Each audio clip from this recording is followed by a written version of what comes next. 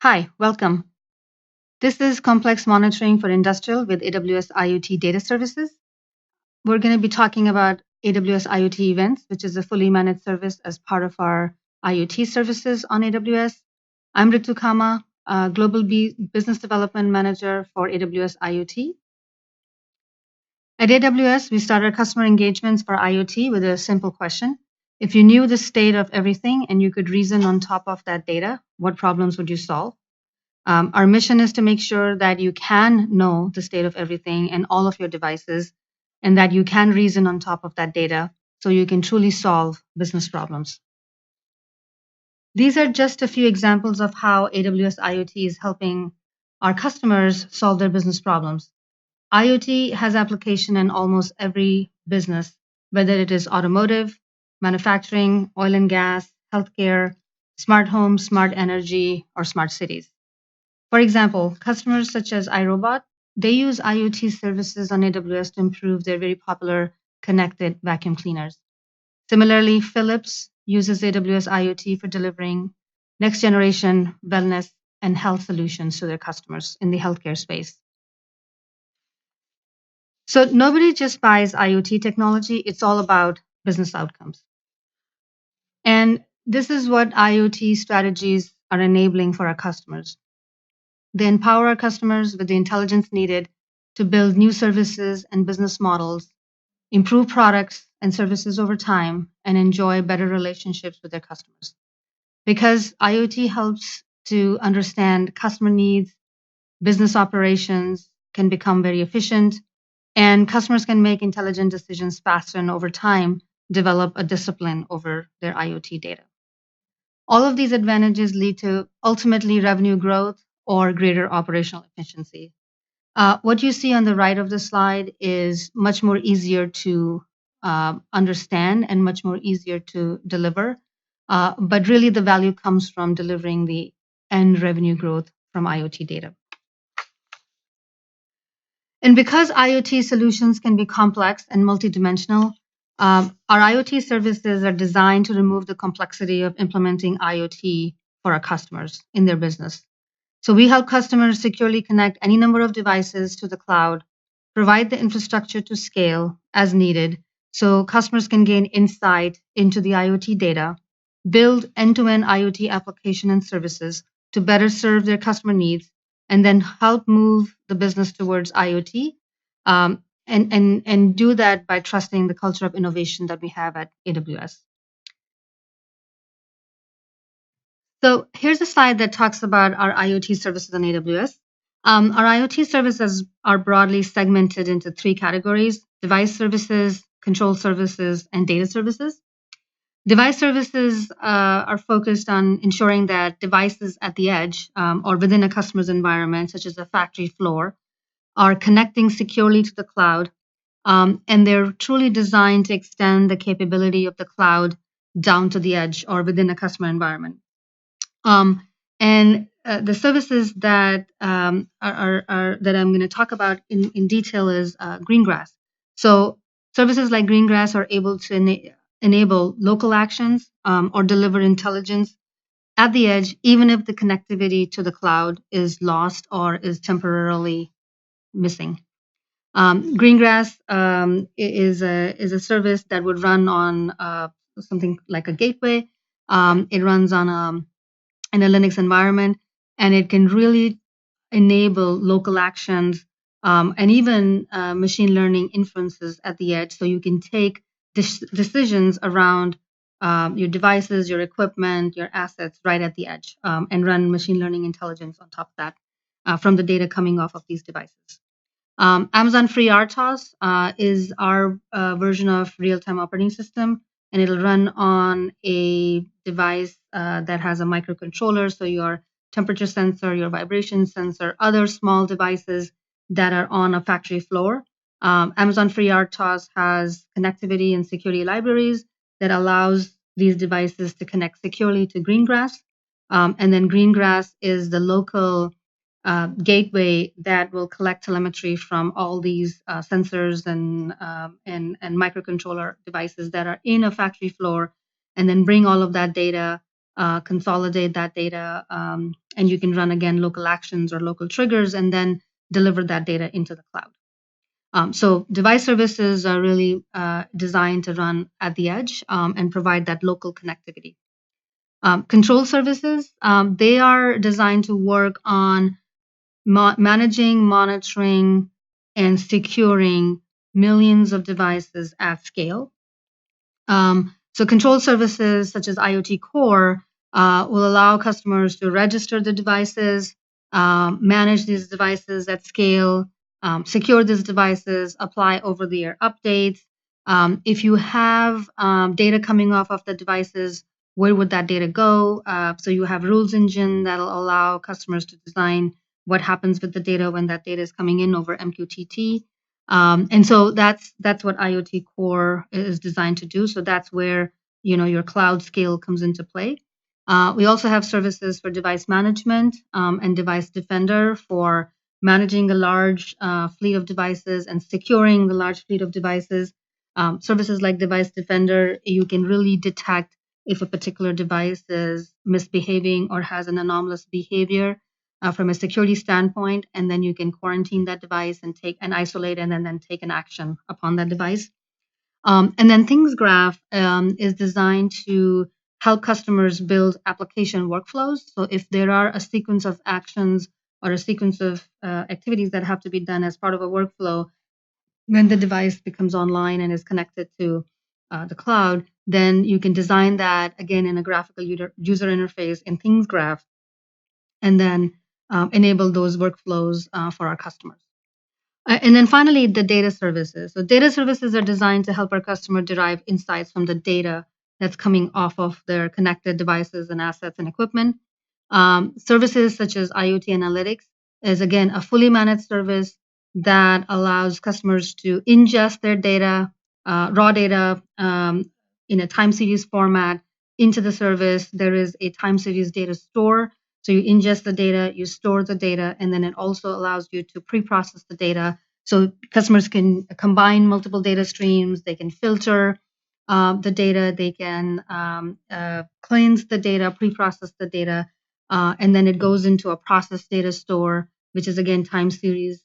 And then from there, customers can then run a SQL query or their custom analytics on top of the data, as well as run machine learning through SageMaker hosted Jupyter notebooks on top of this data. So it's a fully managed service that gives you a full end-to-end data pipeline from data ingestion, data pre-processing, cleansing, data store, and then enabling analytical queries via SQL, as well as advanced analytics using Jupyter machine learning notebooks to derive insights from the data and make sense of that data.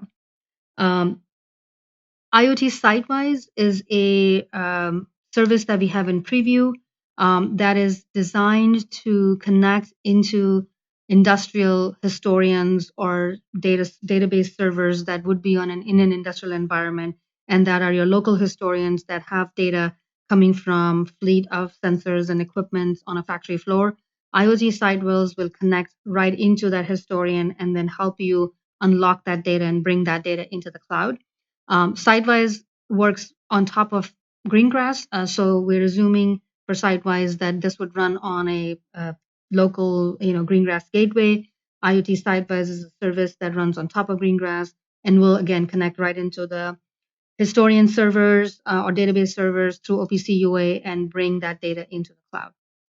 And then finally, IoT Events is a fully managed service that helps you understand the state of your equipment and your asset based on the telemetry that's coming off of these devices in real time, detect the state changes as devices go from state to state, and then trigger notification or alarms or take actions as devices are moving from state to state. So again, this is a service that you can use to build a complex event state processing state machine, and then allow customers to trigger actions or notifications based on the state of the device at scale in real time.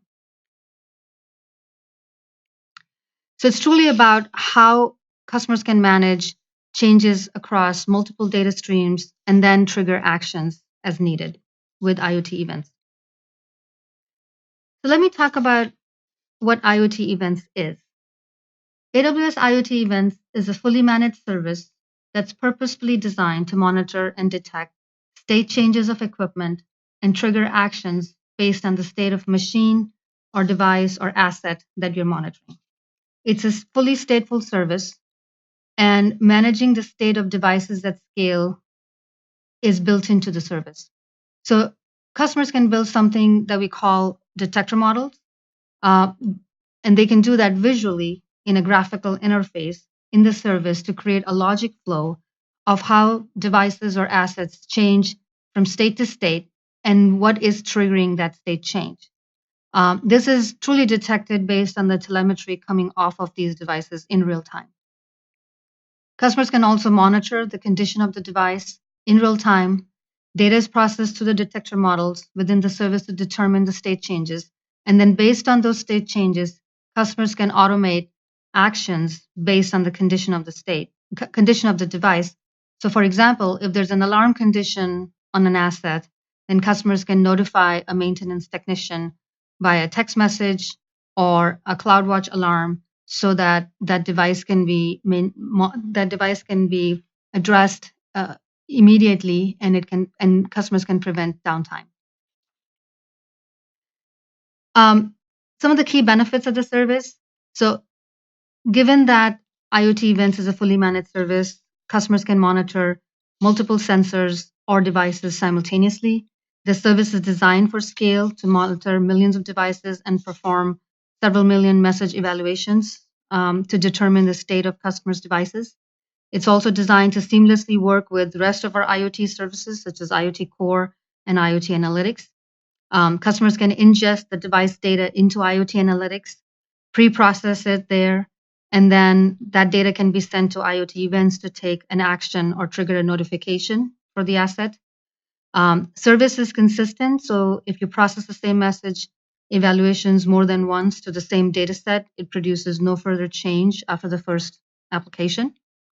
And then the service is also designed to work with a variety of other AWS services to take actions such as Lambda, Kinesis, SNS for notification, and IoT Core. As I was mentioning earlier, the actions is a very compelling feature of the service. Through the service, we can trigger actions across multiple systems, either through Amazon Simple Notification Service or SNS, through IoT Core and Rules Engine, through Lambda, and also through Amazon Kinesis Firehose. Another one of the powerful features for IoT events is timers. Through timers, customers can maintain a timer within the service to see how long uh, it has been since a certain condition was met or certain um, state has been attained by that asset. So, for example, one of our customers is using timer to detect state change, and instead of notification being sent on every alarm reading, they can maintain a timer internally. And if the alarm condition doesn't clear off for, let's say, 60 minutes, then with 60 minutes of consecutive reading, then they can generate a notification for the maintenance ticket to be created. So timers are really powerful and can help to create a workflow on what actions to take given what state that particular asset or equipment is in. Similarly, variables is another feature within the service that can also be used to maintain a count of how many times an event has occurred, and then an action can be taken based on that. So, in the past example, if the alarm reading from a device is consistently appearing for the past 10 consecutive readings, then customers can write a workflow to say, okay, after the 10th reading, an action can be triggered or a notification can be sent. So with the combination of timers and variables, this can be truly used to create a workflow for monitoring the state of a particular asset or an equipment. So at this point, I'm going to show you a quick demo of our AWS IoT Events Console for those of us who are not familiar with the service. So on the Amazon AWS console, you can see under services, You can go under IoT section and you can find IoT events here. I already have this open. So to begin with, you can click on create detector model. Uh, and right here, you can either create a detector model from scratch, or you can browse and select any of the templates. The service comes with 4 templates to get the customers started with IoT events. Or you can also use a demo. For me, I actually have a um, demo example already created, so I'm going to walk you through that. Um, so there is a detection model in the service, and let me just open up the demo detector model. In this example, what we're doing is we have a set of industrial ovens that are being monitored through the service. And you can see that these ovens are in different states at this point. A few of them are in alert on call stage, whereas some of them are in the running state. So if you recall, as I was saying earlier, IoT events is a stateful service. So it remembers the state of your equipment or your device and how devices are moving from state to state under what conditions. So this is the current state of these ovens. If I look at the detector model itself, I can click on edit, and then you will see that this is the detector model that I have created for this example. So the ovens go from initial stage, which is basically the init state, and that's from the init state they go right into the running state. And running state is a normal state for the oven, meaning that they're functioning fine. If you look at the running state on the right hand side, there is a palette where you can see what can happen or what action can be taken when the device enters the state, what can we do with the input values for that state, and what happens when the device goes out of that state. So as you go from one state to the other, you can configure different types of actions or events for the different activities for when the equipment comes into an event, and then when it comes into a state and then goes out of a state. So if I look at init state, in the at the entrance, when the device enters the state, we're initializing some variables. In this, then we're creating some variables internally, and then the device goes into the running state. From here, if I if I look at the state of the ovens, the running state is a good a good state for the ovens to be. But if I'm getting a value that is within not within the threshold of a good value or good telemetry from the ovens, then it'll go into the underutilized state. In this particular example, the devices or the ovens are sending data through IoT analytics, and it comes into IoT events. And so we're calculating the temperature value and the vibration values for these ovens, and then determining if the oven is in a good state. When it enters the underutilized state, it is because the value is beyond the acceptable threshold for that oven to be for the vibration values, and then the oven will be moved into an underutilized state from the service standpoint. And at this place, we are basically saying that we're initializing a timer.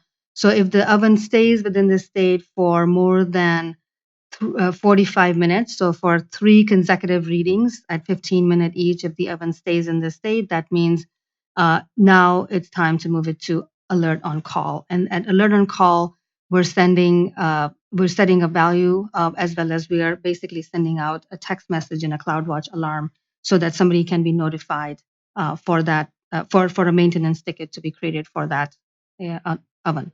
And so you can see in this example that this is a complex event state monitoring solution for monitoring a fleet of ovens in an industrial environment.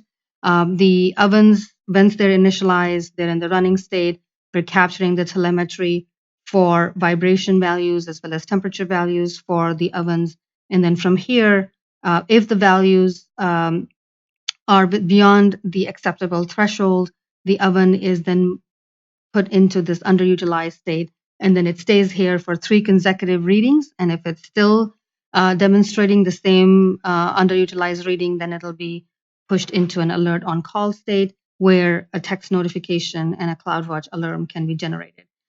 If the value, if the readings start to be within the acceptable utilization state, then the oven will be moved back into the running state. So the ovens can move from running to underutilized and then back into running for quite some time before an alert can be generated, because we don't want to trigger a notification at every faulty reading or every reading that is beyond the acceptable value. So in this case, we're using the timers internally to only notify if the oven is sending um, unacceptable values for greater than 45 minutes, meaning 3 consecutive readings at 15 minutes were beyond the acceptable value. So that's a quick example of how you can set up a detector model within the event.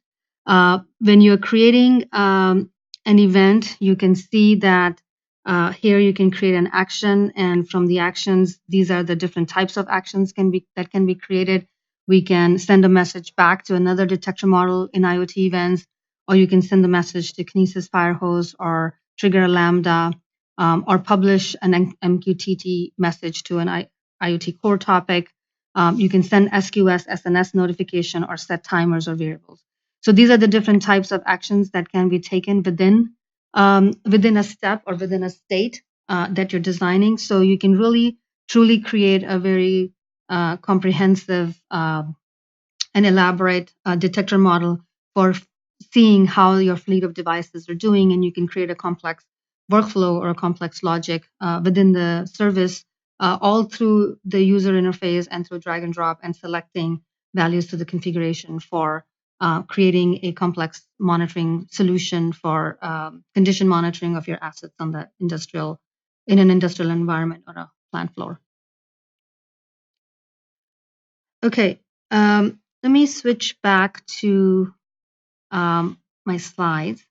So we saw that through IoT events, you can either create a application or a project from scratch or through a industry-specific template. There's also a fully packaged getting started demo in the service, so you can use any of those ways to get started. And then the main intent is that you use the graphical user interface to create your detector models and design your workflow for how devices are moving from state to state and how you can trigger actions as devices move from one state to the other. So let me move on to talk about use cases that are possible with IoT events. At the end of the day, as I said, it really depends on, it really matters what business outcomes we can design from our IoT services. The primary use cases where IoT events is a good fit are around asset or equipment health monitoring, and basically doing preventive maintenance of the assets.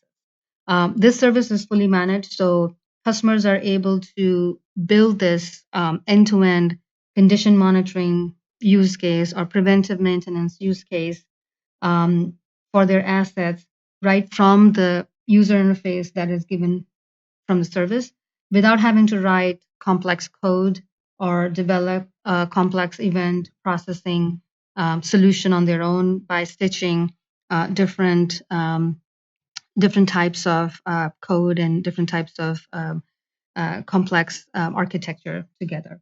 This is all provided from within the service, and you can do this complex event processing development right within the service for a large fleet of devices. The service is meant to operate at scale, and then customers are able to automate their notifications, create or trigger alerts to the maintenance technician, or create a service ticket, and develop a full end-to-end workflow based on the data that's coming off of the devices in real time. Customers can also do an anomaly detection use case and really quickly deploy a condition logic at scale across multiple data sources or multiple streams of data coming from the devices off of the factory floor. This is a good example to show how AWS IoT Events can be used for industrial IoT use cases. Um, you can see that on the left-hand side, services such as Greengrass or Sidewise, they're really the services that get deployed at the edge or in customers' factory environment, and they are designed to collect data or ingest data off of the thousands of sensors or other equipment that's on the factory floor, such as PLC or SCADA systems and so on. So once the data is ingested through Greengrass or through Sitewise off of the factory floor, it can be brought into the cloud through IoT Core or through IoT Analytics or through Amazon Kinesis. So any way that data is getting ingested into the cloud, the idea is that we have data from the fleet of devices on a factory floor ingested into the cloud through any of these services over MQTT or other protocols. So once the data is in the cloud, you can process it through IoT Analytics. IoT Analytics is a fully managed service that does data ingestion, data for time series data, data storage, some pre-processing or cleansing of the data, and you can add multiple data streams or consolidate multiple data streams within IoT Analytics and also do some filtering and run some basic analysis or SQL query on top of the data. But that data can then be sent into IoT events um, where we saw you can create detector models and understand the state of the different devices. So IoT events is designed to work closely with both IoT Core and IoT Analytics. Um, Once the data is in IoT events, then you can reason upon that data or the telemetry that's coming from these devices, do the message evaluations to understand or determine the state of the device, and then you can take an action or trigger a notification through SNS or trigger a Lambda code or any other downstream analytics service that you're using for delivering the rest of the application for the customers. We know that with IoT events and other IoT services, customers are able to process data coming off of the fleet of devices in real time and then really isolate which equipment or which assets are demonstrating signs of a problem or an issue. You can detect that very quickly. And then, again, as I said, you can either trigger notification through SNS or send a text message or set a CloudWatch alarm or send an alert such that the maintenance technicians can be dispatched to prevent a maintenance issue or downtime of costly equipment or assets on your industrial floor. The impact really is here around reduction of the cost. And we know that for a lot of the equipment that's on the factory floor, it's there for a reason. And if that equipment sometimes is a single point of failure, so if that equipment goes down, it can be really expensive to fix that or really bring the production line back up to an operational level.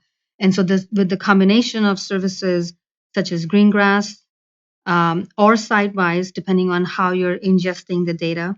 And then IoT Core, IoT Analytics, and IoT Events, along with other non-IoT services such as SNS, Lambda, Kinesis, and so on. You can really build an end-to-end industrial condition monitoring and preventive maintenance application to deliver a solution to our customers for monitoring the state of their expensive equipment and then trigger a notification or an alarm if the device is demonstrating values that are anomalous or beyond the acceptable threshold. So this is a sample architecture for an industrial use case.